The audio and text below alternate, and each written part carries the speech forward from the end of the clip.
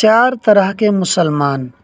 اسلام کے احکام کی بجا آوری تین طرح سے ہوتی ہے: قول سے، فعل سے اور نیت سے۔ لہٰذا نیت ایک تہائی اسلام ہے۔ نیت کبھی خود بھی مستقل عبادت ہوتی ہے جبکہ دوسرے اعمال اس کے محتاج ہوتے ہیں۔ اسی لیے فرمایا گیا کہ نیت المؤمن خیر من عملہ، یعنی مومن کی نیت اس کے عمل سے بہتر ہے۔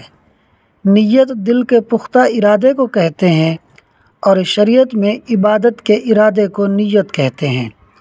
حضرت سیدنا ابن مبارک رحمۃ اللہ علیہ سے مروی ہے کہ ملائکہ اللہ کے بندوں میں سے کسی بندے کے عمل کو زیادہ سمجھتے ہوئے لے جا رہے ہوں گے، یہاں تک کہ اللہ اپنی سلطنت میں جہاں چاہے گا وہ وہاں پہنچ جائیں گے۔ پھر اللہ عز و جل ان کی طرف وحی فرمائے گا کہ تم میرے بندے کے عمل لکھنے پر مامور ہو اور میں اس کے دل سے باخبر ہوں۔ میرا یہ بندہ میرے لیے عمل کرنے میں مخلص نہیں تھا، لہٰذا اسے سجین یعنی ساتویں زمین کے نیچے ایک مقام ہے جو شیطان اور اس کے لشکروں کا ٹھکانہ ہے، ان میں سے لکھ دو۔ اسی طرح فرشتے ایک بندے کے عمل کو کم اور حقیر جانتے ہوئے لے جا رہے ہوں گے، یہاں تک کہ اللہ اپنی سلطنت میں جہاں چاہے گا وہ فرشتے وہاں پہنچ جائیں گے۔ تو اللہ ان کی طرف وحی فرمائے گا، تم میرے بندے کے عمل لکھنے پر مامور ہو اور میں اس کے دل سے باخبر ہوں۔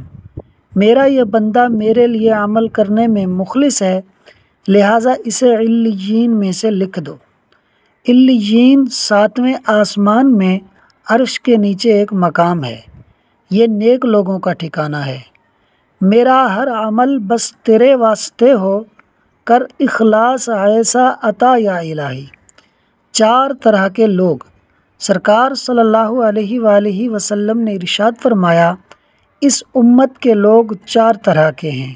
نمبر ایک، جسے اللہ نے علم اور مال دیا اور اس نے اپنے مال کو اس کے خرچ کرنے کی جگہوں میں خرچ کیا۔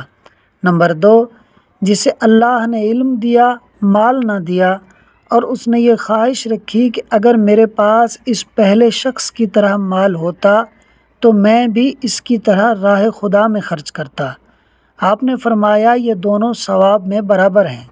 نمبر تین، جسے اللہ نے مال دیا لیکن علم نہ دیا تو اس نے اپنی جہالت کی وجہ سے وہ مال فضول کاموں میں خرچ کر دیا۔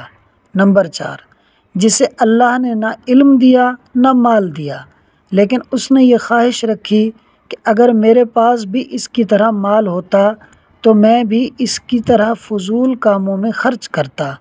آپ نے فرمایا یہ دونوں گناہ میں برابر ہیں۔ حضرت سیدنا حسن بصری رضی اللہ عنہ فرماتے ہیں کہ جنتی جنت میں اور جہنمی جہنم میں اپنی نیتوں کی وجہ سے ہمیشہ رہیں گے۔ پھر اس قول کی تشریح کرتے ہوئے فرماتے ہیں، اس لیے کہ اللہ کسی بندے کو اس کے عمل کی وجہ سے ہمیشہ جنت میں نہیں رکھے گا بلکہ اس کی نیت کی وجہ سے جنت میں رکھے گا۔